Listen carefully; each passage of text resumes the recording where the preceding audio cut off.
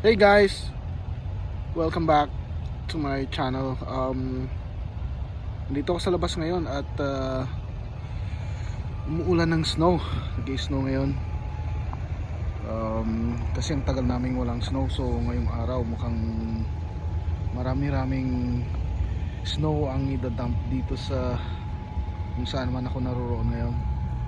Ayan o, nakikita nyo, puting-puti na. Kasi simula lang yan, siguro mga wala pang isang oras.